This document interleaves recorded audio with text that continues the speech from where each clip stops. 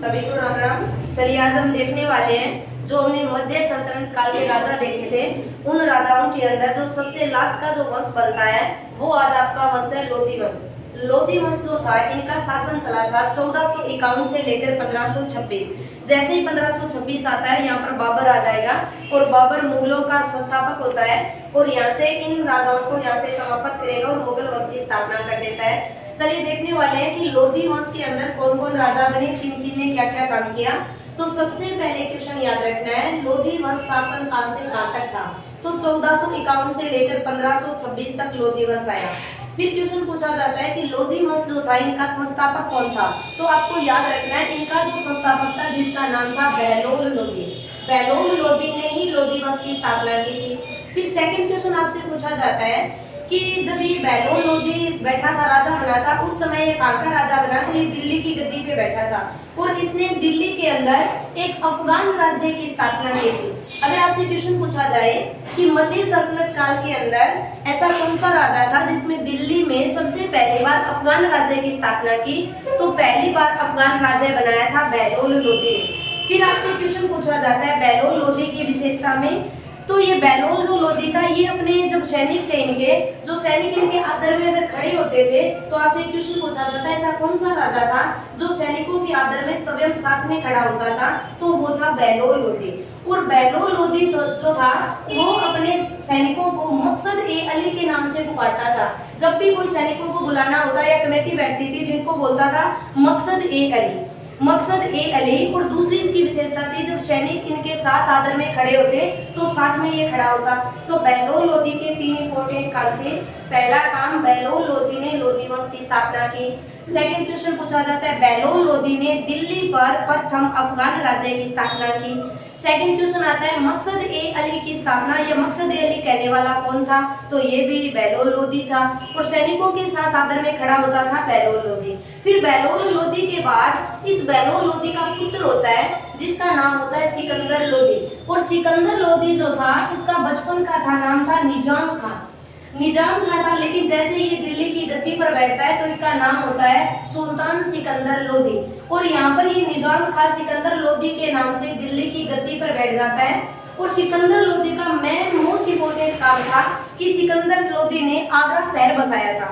Most important आपसे question पूछा जाता है आगरा शहर की स्थापना करने वाला कौन राजा था, तो आगरा शहर बसाने वाला था सिकंदर, जिसने 1504 के अंदर आगरा शहर की स्थापना कर देता है। और इम्पोर्टेंट काम करता है कि ये जो अपनी राजधानी दिल्ली थी उसे स्थानांतरित कर लेता है और राजधानी आगरा में बना लेता है। तो मोस्ट इंपोर्टेंट काम था आगरा शहर की स्थापना करना, फिर आगरा को अपनी राजधानी बना देना।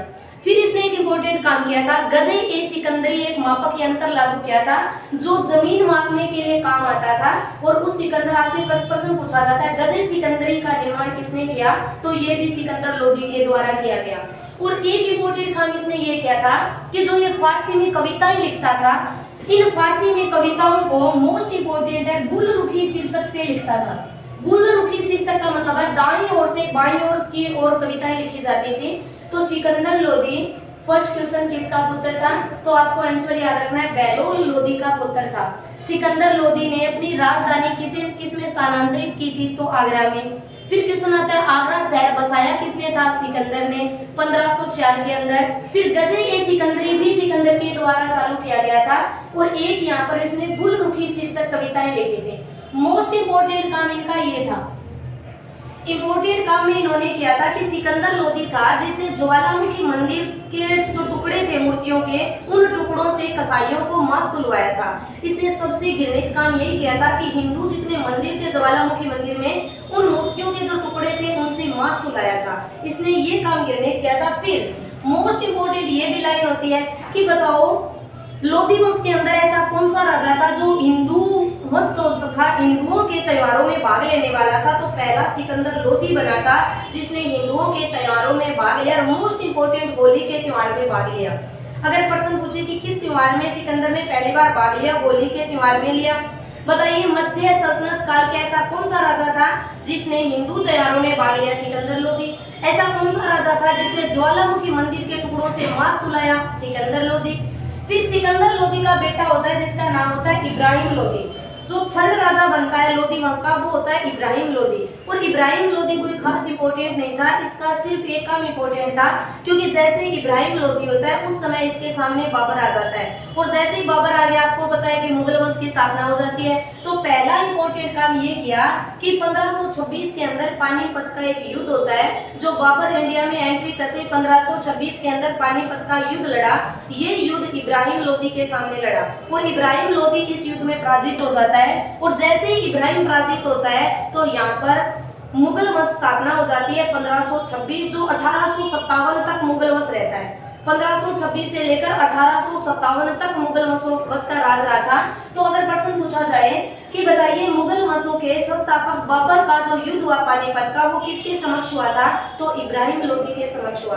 फिर आपका एक इम्पोर्टेंट ये वाला वेरी इंपॉर्टेंट क्वेश्चन बनता है कि भाई बाबर जो था वो इब्राहिम लोदी के सामने युद्ध लड़ने तो आया, लेकिन बाबर को क्या पता था ये इंडिया है, यहाँ पर इब्राहिम लोदी से युद्ध करना है। तो कहते हैं कि बाबर लोदी को आमंत्रित किया गया था, और बाबर लोदी को आमंत्रित करने के लिए एक पंजाब का शासक था जिसका नाम था पोर्स। पंजाब के शासक दौलत खां राजा था, और इस दौलत खां ने और एक आलम खान था जो इब्राहिम लोदी का चाचा था। आलम खां और दौलत खां इन दोनों ने आमंत्रित किया बाबर को इब्राहिम लोदी को हराने के लिए। और जैसे ही पानीपत के युद्ध में इब्राहिम लोदी पराजित होता है तो यहाँ पर मुगल वंश की स्थापना हो जाती है। तो ये था आपका आज लोदी वंश जो चला था 1451 से लेकर 1526। मेन राजा बने थे, संस्थापक था बहलोल लोदी, फिर बहलोल लोदी का पुत्र था सिकंदर लोदी, और सिकंदर लोदी का पुत्र बना इब्राहिम लोदी। ये अंतिम राजा था मध्य सल्तनत काल का। बाकी करने वाले हैं कल।